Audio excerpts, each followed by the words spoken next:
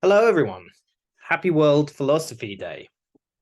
My name is Peter West. I am a philosopher based in Northeastern University, London. I might have met some of you before when I came down to Winchester to speak about Susan Stebbing.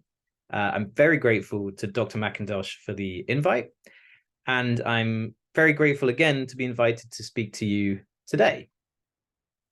Okay, I want to try and provide some answers to the question, why study philosophy?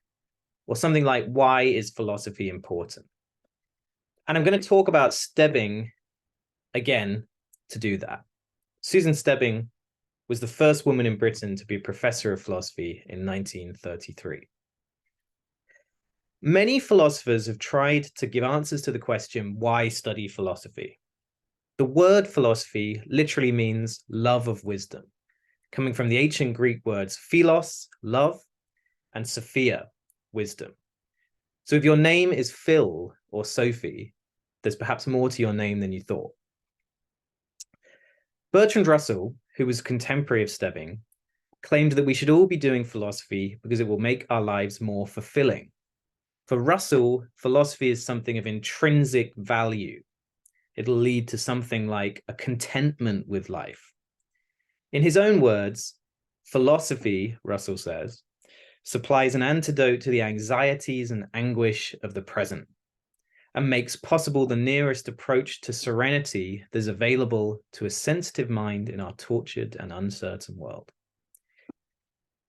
Now, that's all very well, and it's great if it's true. Although if you've met many philosophers, the words serene or sensitive might not be the first things that come to mind.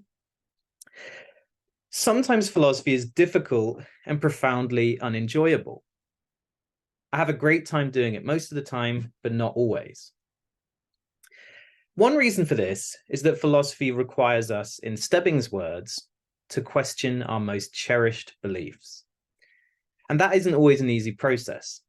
Sometimes we just want to know what we think and then stop worrying about it. But philosophy teaches us that we shouldn't make assumptions, we shouldn't hold on to commitments, and we should be willing to revise our beliefs if new evidence or new reasons come to light. So a good philosopher won't have a static set of beliefs or worldviews. They'll be constantly examining them and maybe updating them. Russell's answer to the question, why study philosophy, is very idealistic. But as I've suggested, it's also questionable.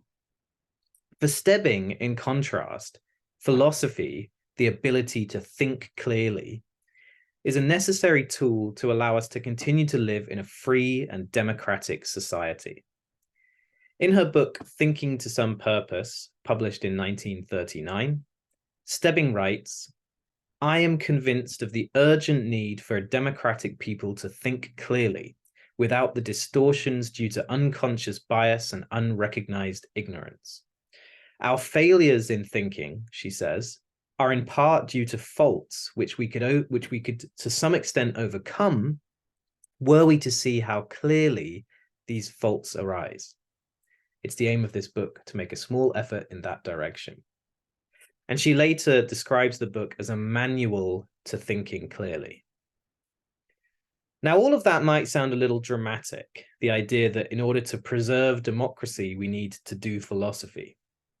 But Stebbing was writing just before the outbreak of World War II, and she believed that Europe was heading in a bad direction because of an inability to see through prejudice, propaganda, and ideology. And she saw philosophy as the antidote to this. Whatever kind of philosophy you're studying, whether it's moral philosophy, political philosophy, philosophy of mind, or even something like philosophy of time and time travel, what you're learning to do is think critically. That means you're learning to pay attention to the language that people use, whether that's your friends, your teachers, sorry, Dr. McIntosh, politicians, newsreaders, just about anyone. And you're learning to think about the claims that people make and the way that they justify them. For example, if a politician states that protests and marches are disruptive and therefore bad things, philosophy teaches us to examine that claim and the reasoning behind it. Yes, protests might be disruptive, but they might also have positive effects. For example, getting the government to pay attention to people's views. So things are not as simple as the initial statement seemed when thought about critically. So for example, in that instance, the reasoning seemed to be if something is disruptive, then it's bad. But there's reasons when we examine that more closely to think otherwise. Stebbing's answer to the question, why study philosophy, is less idealistic and maybe more practical, but also tells us in practical terms what it can do for us as a society.